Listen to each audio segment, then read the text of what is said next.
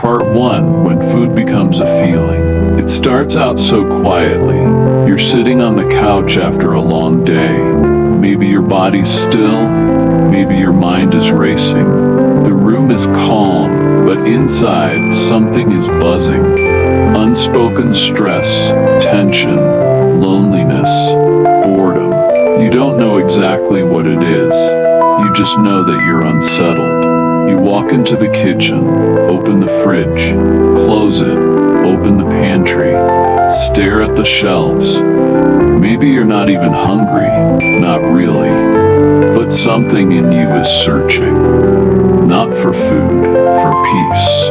And the easiest, most familiar way you've learned to get that peace? A snack, a bite, a moment of distraction, relief, control. You grab something sweet, salty, crunchy. It doesn't even matter what. You eat, not out of hunger, out of habit, out of hope, out of the ache to feel better, if only for a moment. This is emotional eating, and you're not broken if you do it. You're human. You're someone who's lived through stress, responsibility, grief, exhaustion. Someone who didn't always have the space or tools to process big emotions.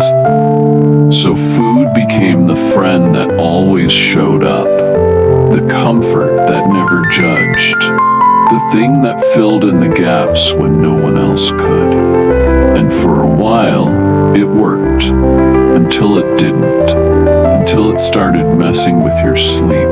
Until the sugar highs and blood sugar crashes kept you awake. Until the guilt kept you spinning in your head all night. Until you realized this isn't about food anymore. This is about feeling. Because here's the secret no one tells you. Most of our nighttime cravings have very little to do with hunger.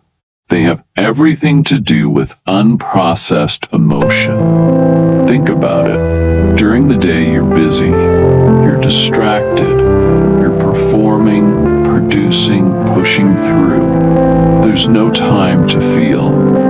But at night, when the world gets quiet, that's when the real stuff rises. The anxiety you shoved aside, the grief you buried, the self-doubt you ignored, the loneliness you masked with scrolling.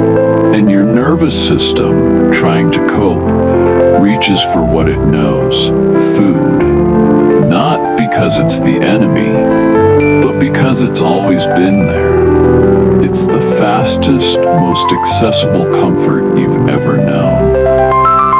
But comfort isn't the same as healing. And while food can be part of a soothing ritual, it can't replace the processing your emotions are craving. That's why you can eat and still feel empty, snack and still feel restless, fill your belly but lie awake feeling hollow, because the hunger wasn't physical, it was emotional. And when we don't pause to name what we're really feeling, we keep reaching for the wrong solution. We eat more, sleep less, wake up groggy, blame our willpower. But the issue was never your discipline, it was disconnection. Disconnection from your feelings, from your needs, from your breath, from your body's deeper language.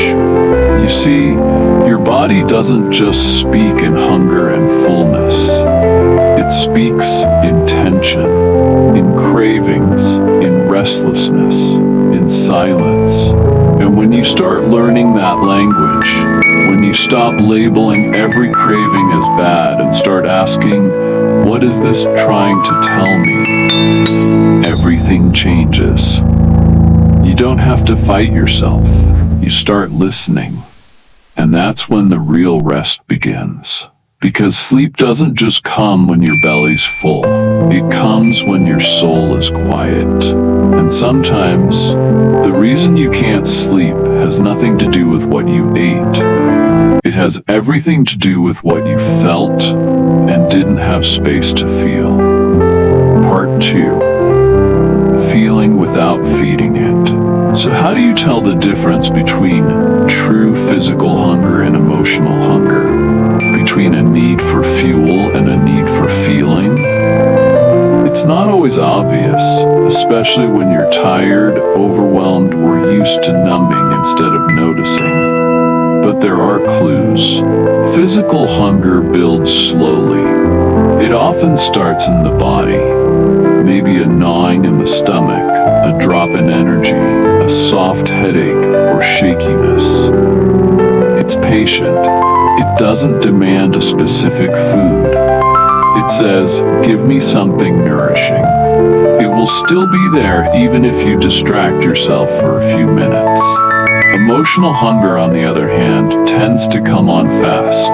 It's urgent, sharp, specific, usually a craving for something comforting, like sugar, salt, carbs. It says, I need relief, now.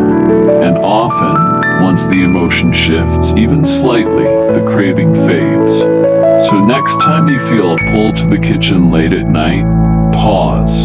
Not to judge, to get curious. Ask yourself a few simple questions. Am I physically hungry right now, or emotionally unsettled? What did I eat today? Enough, or did I restrict? Is there a feeling I'm avoiding? If I couldn't eat right now, what else would I do?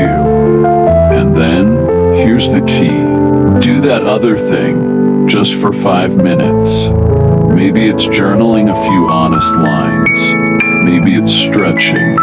Maybe it's crying. Maybe it's stepping outside for fresh air.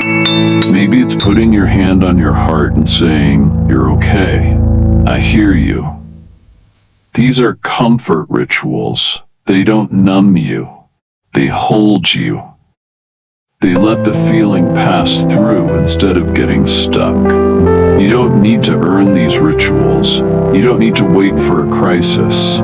You just need to choose them often enough that your body starts to trust they're available. Because for many of us, food became the only reliable way to soothe discomfort. But that doesn't mean it has to stay that way. You can build a new menu of options, ways to feel safe, seen, and settled that don't involve a bowl or a bite. That might look like dimming the lights, lighting a candle, playing soft music, sipping warm tea, massaging your feet, or laying on the floor with your legs up the wall. It's not about fixing the feeling. It's about showing up for it. And the more you do that, the more you interrupt the automatic loop between emotion and eating, the more space you create.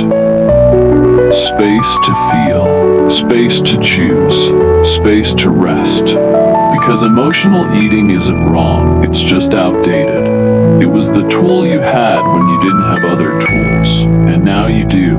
Tools rooted in presence, not punishment, in regulation, not restriction, in softness, not shame. So the next time you find yourself reaching for food at night, ask, is there something I need to feel first? And if the answer is yes, pause, breathe, listen, write, move, cry, call someone, or simply sit and feel. Not forever. Just for a moment. Long enough to prove to yourself that you can, that the emotion won't destroy you, that you don't need to eat it to survive it. Because the more you feel what's real, the less you need to numb. And the less you numb, the more you sleep. Not as escape, but as exhale. Part 3. The hunger beneath the hunger. You're not weak because you eat when you're sad. You're not a failure because you crave something when you feel alone. You're not broken because food became the place where you feel safest. You're human. You're sensitive. You're someone who felt something. Stress, grief, frustration, emptiness, and instinctively reached for what was familiar. That's not wrong. That's intelligent. That's adaptive. That's the wisdom of a nervous system trying to help you survive. But survival is not the same as peace, and you're allowed to move from survival into softness, from coping into connection, from numbing into presence, because maybe what you've been hungry for all along wasn't chocolate or chips or cereal. It was comfort. It was care. It was quiet. It was someone saying, "You're not crazy. You're just tired. You're just feeling too much. You're just needing a place to rest." And if no one ever said that to you before, let me say it now. There is nothing wrong with you. The cravings don't mean you're out of control. They mean you're alive, sensitive, in need of something deeper. And that's not shameful. That's sacred. So what do you do with that sacred need? You stop punishing yourself for it. You stop pretending you don't feel it. You stop using food to bury it. And instead, you begin to tend to it. Gently, consistently, without the demand to be perfect.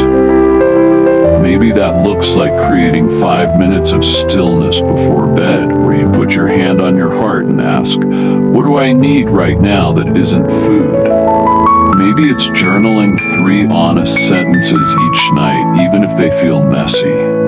Maybe it's allowing a tear to fall without trying to shut it down. Maybe it's asking for help, or forgiving yourself, or just saying, this is hard, and I'm still worthy.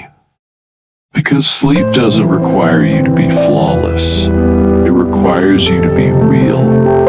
And the more real you are with yourself, the more your body exhales, the more your mind quiets, the more your heart stops clenching. And in that release, sleep comes. Not because you forced it, but because you finally stopped forcing yourself. The hunger beneath the hunger isn't for food. It's for safety, for stillness, for softness. And you don't have to earn those things. You just have to return to them again and again, with breath, with truth, with grace. So tonight, if the craving comes, pause, not to push it away, but to listen. What is your body really asking for? What have you been carrying all day without even noticing? And what might happen if, just for a moment, you let yourself feel it? You might find that the ache softens, that the snack isn't needed, or that if you do eat, you do so with kindness, not guilt. You might find that you sleep, not because you escaped your emotions, but because you gave them room to breathe. And that, friend, is how healing begins. Not with the food on your plate, but with the love in your presence. Sleep well, and be gentle with your hunger. It's only ever trying to show you what still needs holding. You've been listening to Eat to Sleep, a podcast from the Daily Health Shift.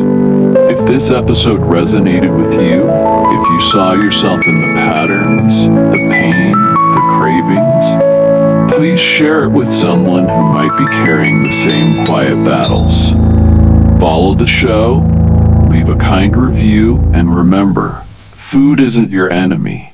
Your feelings aren't either. Sometimes all they need is your attention. Until next time, take care of your body and your